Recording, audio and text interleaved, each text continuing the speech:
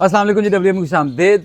आज नाज़रीन आपकी मुलाकात एक ऐसे ही फैंसियर से करवाने वाले हैं जो कि इस हॉबी में नए आए हैं और 2023 में उन्होंने काम शुरू किया और किस तरह से इस हॉबी में आए, किस माइंडसेट से आए। लेकिन अगर हम इस टेन्योर वाले लोगों से ज़्यादातर से मिलते हैं ना, तो वो ज़्यादा उनका रोना पिटना ही होता है कि हम इस हॉबी में आए, अच्छी खासी इन्वेस्टमेंट की, लेकिन इन्वेस्टमेंट डूब गई, पैसा ख़त्म, हमारा सारा जो था वो उसमें ज़ाया हो गया।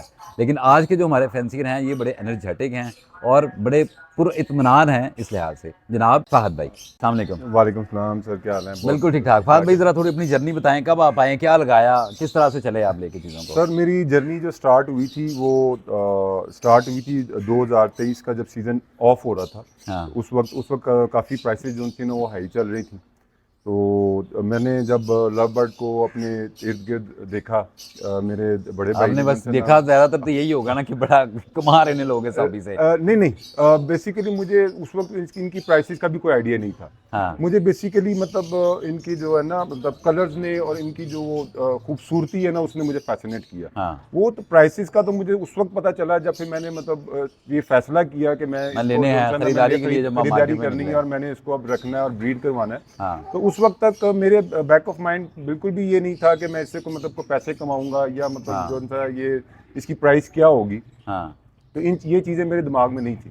तो लेकिन ये है कि 2023 में जो ना प्राइसेस हाई थी, क्योंकि उस वक्त जो ना लव बर्ड काफ़ी मतलब हाइप में चल रहा था।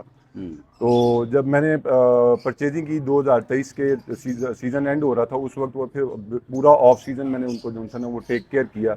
और मेरा मकसद आपने भी ये लिया था। क्या था उस वक़्त जब मैंने उस वक्त 2023 में? जी क्रिमिनो लिया था, उसके साथ मैंने अल्बाइनो लिया था। क्या और प्राइसेज़ चल रही थी उस वक़्त वैसे? उस वक्त क्रिमिनो जो है ना 35 से 40 हज़ार रुपये चल रहा था, एक पीस का? एक पीस का। हाँ, सही है। और अल्बाइनो जो है वो उस वक्त तकरीबन 12 से 15 हज़ार रुपये के रेंज में, जो ब्रीडर था वो बल्कि ब्रीडर नहीं, उस वक्त पट्ठे का जो है ना 12 से 15 हाँ, हज़ार रुपये यही का था रेंज। 12 से हाँ जी, 15 पट्ठे में। का 12 से ब्रीडर टू 15 ब्रीडर हज़ार वैरी कर रहा ब्रीडर था। ब्रीडर महंगा था।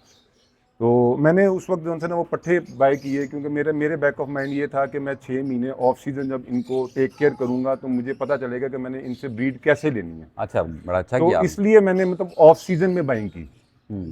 ये मुझे पता चले कि मैंने इनको कैसे लेके चलना है। कितने पेड़ डाले आपने? तो उस वक्त मैंने तकरीबन जो है ना जी 7 पेड़ डाले थे, क्रिमिनो टू अल्बाइनो रेड आई। कर्मीनो और अल्बाइनो रेड आई।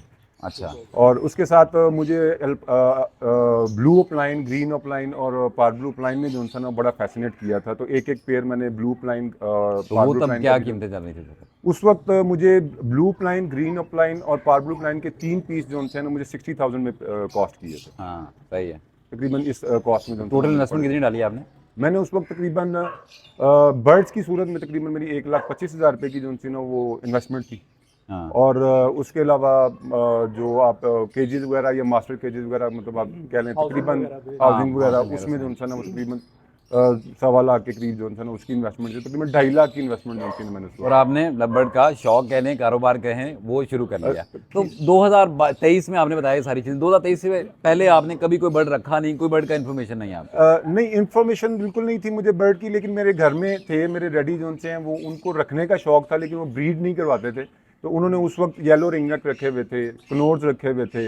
उसके अलावा मतलब जो है लव बर्ड में फिशरियाँ जो थी उन्होंने हाँ, रखी वो हुई रखे थी, हुए थे। कॉकटेल्स उन्होंने रखे हुए थे। तो अच्छा। तकरीबन 5 साल उन्होंने मतलब वो शौक किया है। हाँ, तो हाँ, लेकिन क्योंकि मेरा कोई शौक नहीं था, मेरा कोई इंटरेस्ट नहीं था, तो मैं देखता था कि जी डैडी कर रहे हैं, हाँ। तो बस लेकिन इस हद आपको उस तक ही। लिहाज से नहीं था, इंटरेस्ट नहीं था, मुझे आप इंटरेस्ट कोई नहीं था उनकी केयर उसमें। वगैरह तब नहीं करते थे? नहीं, मैं बिल्कुल वो वाले साहब ही वो आपके लिए वाले देख साहब रहे ही थे। करते थे तो जी। फिर आपका 2023 में एकदम से ज़हन कैसे बन गया कि नहीं यार, मैं भी शुरू करता हूँ, मैं इस परिंदों की फील्ड में आता हूँ? 2023 में जी मेरे बड़े भाई हैं जाहिद जियाद साहब, हाँ, उन्होंने एज ए साइड बिजनेस जो है इसको स्टार्ट किया। हाँ। वो तो भी 2023 में शुरू किया उन्होंने? उन्होंने 2022 में शुरू किया था। हाँ, 1 साल सीनियर हो गया हाँ जी, आपसे। उन्होंने और 2022 में उनके पास शुरू भी किया यही था। म्यूटेशन थी? हाँ जी, उनके पास यही कर्मीनो और और एडम अल्बाइनो यही था और साथ जी, मतलब मेरे उस ख्याल वक्त से ये तब का दौर है जो हाँ जी, कहते सी हर बंदा ही यार अल्बाइनो लगा लो यार, क्रिमिनल मतलब कर्मिनल का। ये सारी वो थी जो कमर्शियल आइटम थी। देखिए 2023 कह रहे हैं ना, ये 22-23 का सीज़न गुजरा है। 22-23 का सीज़न गुजरा, वो 23 का सीज़न था।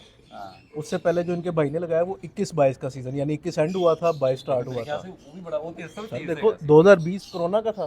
कोरोना के बाद जो 20-21 का सीज़न लगा था, वहाँ से हाइप उठी थी पूरी तरह से, भरपूर तरीके बिल्कुल ऐसा ही है। तो वो भरपूर हाइप में बड़ा अच्छा इनका डिसीजन था, डिसीजन गलत नहीं था। मार्केट वक्त के हिसाब से अगर वो जब उनका ब्रीड का टाइम आया तो थोड़ा सा काम खराब हो अच्छा, गया। तो फिर आपके पास ब्रीड वगैरह फिर आई क्या, कैसे आगे चले फिर हाँ आप? जी, तो वो बिल्कुल स्टार्ट था, तो ऑब्वियसली कुछ कुछ चीज़ों का बहुत ज़्यादा पता नहीं था। तो फिर जिस तरह मतलब जो उनसे सीनियर्स ने मुझे बताया, मैंने सिर्फ उस हद तक अच्छा, ही पहले इसको साल अक्सर लोग कहते हैं कि ठीक तरह से ब्रीड नहीं आती, आपके पास ठीक ब्रीड आई पहले साल? मेरे पास बल्कि पहले साल भी ठीक आई है, हाँ। क्योंकि मैंने उतना ही किया जितना मुझे बताया गया। अच्छा, ये क्या अच्छी बात है, सही है। हाँ जी। आपने फनकारियां कोई नहीं लगाई मैंने इसके ऊपर? फनकारी कोई नहीं लगाई। अच्छा। तो फिर जब एक साल मैंने ब्रीड ले ली, फिर मुख्तलिफ वीडियोस भी इंटरेस्ट डेवलप होना शुरू हो गया। हाँ, मुख्तलिफ ये तो वीडियोस वो दौर देखते था थे, जब वीडियोस भी बेतहाशा आती थी। बेतहाशा आती थी, हाँ, बिल्कुल आपके ऐसे पास चॉइसेस बहुत ज्यादा थी जी, बिल्कुल ऐसे ब्रीडर्स के लिहाज से। अच्छा, फिर तो अब जब मैंने 2022 में, सॉरी मैं कट कर रहा हूँ, 2023 में जब आपका ब्रीड आई तो फिर बेची पूछी भी कुछ के नहीं आते हैं? हाँ जी, मैंने अल्हम्दुलिल्लाह ब्रीड बेची और मैंने जितने पैसे लगाए थे वो मेरे पूरे क्या हो गए। बात है, उसमें सही मुझे है। लॉस नहीं हुआ। सही है। तो ये है कि फिर जब मैंने थोड़ा सा एक साल में एक्सपीरियंस ले लिया इसका, हाँ, और फिर बहुत सारी चीज़ें देख के बहुत सारा एक्सपेरिमेंट किया, एक्सपेरिमेंट तो किया मैं आपने न्यू भी। फैंसियर के लिए मतलब एक जो है ना वो एक पैगाम कह सकते हैं, मैसेज कह सकते हैं कि बहुत ज़्यादा ओवरडू भी जब बंदा करता है ना कि जी मैं नहीं, हर आपके पास चीज़ अगले bird के साल साथ ब्रीड अच्छी नहीं आई मेरे होगी। पास अगले साल ब्रीड अच्छी नहीं आई। उसकी क्या वजह थी? उसकी वजह ये थी कि मैं जो चीज़ देखता था मैं उसको अपने बर्ड्स पे अप्लाई कर देता था। अच्छा, मैं किसी जो ने चीज़- कहा कि ये वाली चीज खिला दो अपने परिंदों को, तो वो आपने दे दी? ब्रीड किस अच्छी लिहाज से? आएगी, अच्छा, अंडे अच्छा। अच्छे आएंगे, बच्चे अच्छे पलेंगे। तो उसमें मेरे बच्चों की एक्सपायरी भी जो उनसी है ना वो ज़्यादा होगी, मोर्टेलिटी रेट बढ़ गया मोर्टेलिटी रेट आपका। बढ़ गया। हाँ, हाँ, और हाँ। बर्ड्स जो उनसे ना वो क्या कहते हैं ओवर ईट हो गए, उसकी वजह से मतलब जो उनसे ना वो बच्चों को क्या कहते हैं मार भी यानी देते आपने थे या पहले अंडे भी साल खराब कर देते थे। बैलेंस डाइट दी तो आपके पास रिजल्ट अच्छे थे, रिजल्ट कम अच्छे थे। चीजें दी तो बेहतर रिजल्ट थे। बेहतर जब रिजल्ट। आपने ज्यादा चीजें ट्राई की हाँ जी। तो आपका बर्ड डिस्टर्ब हुआ, हाँ जी, आपका जब ब्रीड भी उस तरह ब्रीड से भी मेरी नहीं सारी आई। खराब हो गई सही है, सही है। सेकंड ईयर में। तो ये एक मतलब एक्सपीरियंस मेरी लाइफ का है कि जो मैं हाँ, मतलब हाँ, शेयर करना हाँ, चाहूँगा हाँ। कि आप बर्ड्स के साथ सिर्फ उतना ही मतलब एक्सपेरिमेंट करें जितना मतलब, क्योंकि छोटा सा बर्ड है उसके साथ हम जितना ओवर एक्सपेरिमेंट करते हैं वो फिर उतना ज़्यादा बात भाई, मैं छोटा सा नुकसान है। एक्सपीरियंस शेयर कर देता हूँ। जब मेरा पहला साल था ना, तो मेरे पास भी अल्बाइनो था। बैक इन 2018 की बात है, 19 में मेरे पास ब्रीड आई। इकलौता पेयर रेड इंटू स्प्लिट का था, बाकी स्प्लिट इंटू स्प्लिट के थे। जब उसके अंडे आए ना, तो मैंने वही लोगों ने कहा हुआ था 21-22 दिनों के बाद अंडे आ जाते हैं, तो मैं 17 दिनों के बाद ही शुरू हो गया डेली टॉर्च लेके पहुंच जाना, चेक करना भाई क्या मूवमेंट है क्या नहीं है। 21 दिन हुए, अंडे पे से हैचिंग नहीं हुई, तो मैंने कहा जी हैचिंग तो नहीं। फिर वीडियोस भी देखी हुई थी, उन्होंने कहा जी कि अगर 21 दिनों के बाद हैचिंग नहीं होती ना, तो आप अंडे को वो तोड़ के चेक करेंगे कि बच्चा डेड नहीं चलना हो। बिल्कुल। और जब अंडे को तोड़ा तो बच्चा माशाल्लाह सही सलामत था, लेकिन वो रेड कलर का ब्लड भी निकला उसमें से, तो बच्चा भी सही तरह से डेवलप भी नहीं हुआ था, तो बच्चा मर गया। तो मेरी अबर फनकारियां आप कह लें इस तरह की हरकतों की वजह से हुआ। अगर मैं सब्र करता तो तब मेरा नहीं उस तरह ये से होता। नुकसान नहीं होता। तो बात यह है कि न्यू फैंसी जो होता है ना, उनको चीज़ों का पता नहीं होता। जैसे मैंने चीज़ें फेस की, इस तरह के कई लोग हैं जो शायद इस तरह की चीज़ें फेस आउट करते होंगे। एग्जैक्टली। तो आप बड़े मुझे वो लग रहे हैं, मुतमिन लग रहे हैं। आपने जो भी 2023 से बर्ड लिए और जो भी रखे, आप नए आने वाले लोग, जो नए जिन लोगों ने बर्ड रखे हैं, जो इस हॉबी में नए आए हैं, उनके लिए क्या पैगाम देना चाहेंगे?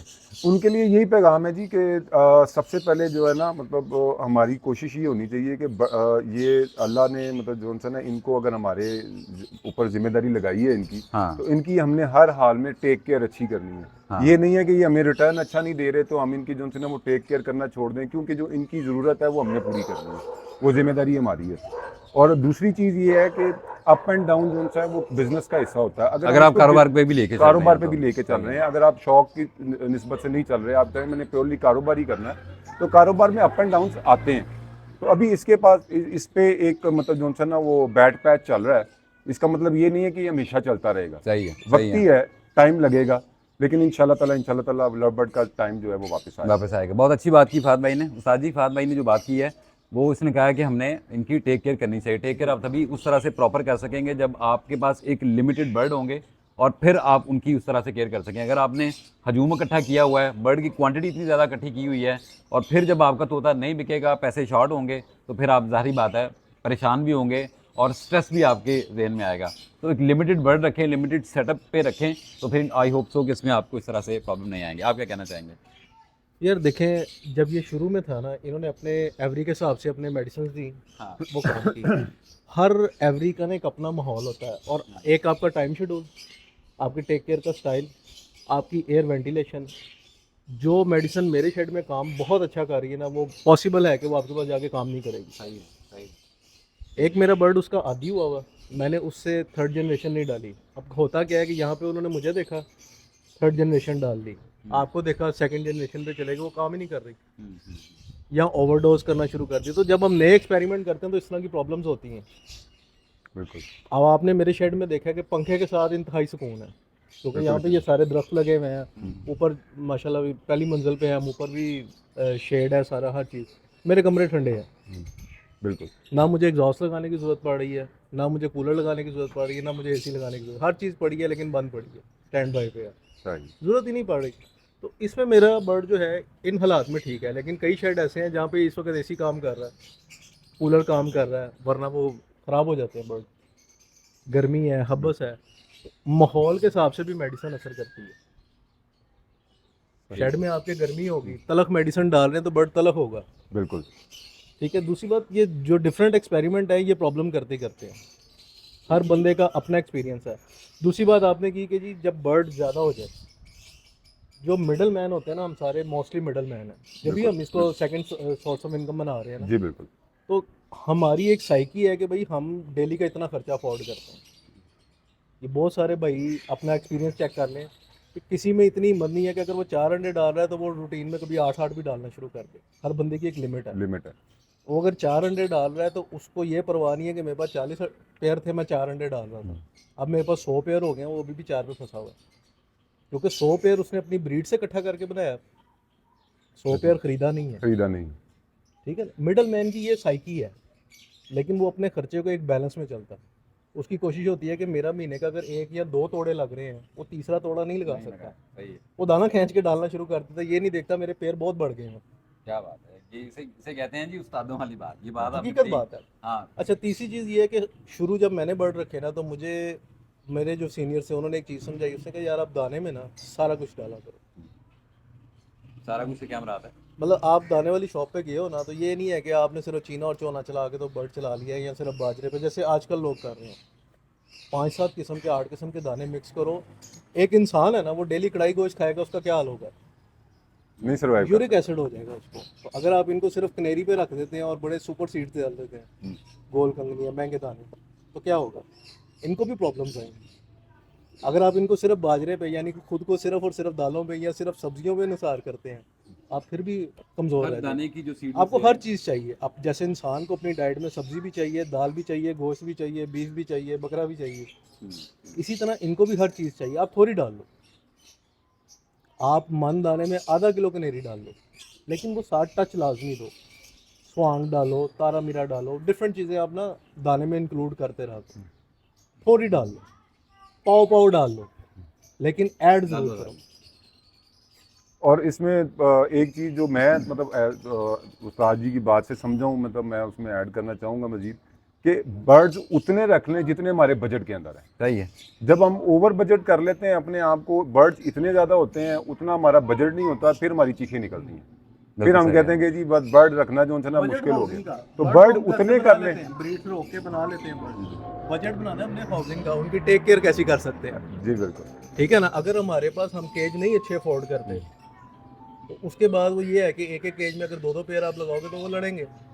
थोड़े लगा लो, लेकिन उतने लगाओ जितने आप संभाल सकते हो। और एक आदमी नॉर्मली 40 से 50 पेयर, जब 60 पेयर एक इंसान के हाथ में आते हैं ना, अकेला बंदा काम करने वाला होता है, वहाँ डिस्टर्बेंस आती है। आज के हालात में तो 40-50 पेयर भी जो है ना वो ज़्यादा इनफ है। उसमें डिफरेंट म्यूटेशंस आप ऐड कर लो ना, 10-10 पेयर अगर आपके पास 5 म्यूटेशंस के हैं, तो आप बड़े इजीली उनके साथ खेल सकते हो। वहीं पे जब आप ज़्यादा करोगे तो तंग हो जाओगे। उस्ताद जी बड़ी अच्छी बातें की जी, और स्पेशली सीड के लिहाज से आजकल हर बंदा ही कहता है ना कि कनेरी बहुत महंगी है तो भाई मत दो, लेकिन उस्ताद जी का कहना ये है कि हर दाने की एक अपनी न्यूट्रिशनल वैल्यू होती है, और वो वैल्यू तभी उसमें ऐड होती है जब अपने परिंदों को देते हैं, तो वो अपने परिंदे में जो भी उसकी कमी होगी, डेफिशिएंसी होगी है, वो सीड मिक्स से पूरी करता है। उम्मीद है आपने आज की वीडियो पसंद की होगी। अगली वीडियो तक के लिए इजाज़त दीजिए। अल्लाह ने के बाद।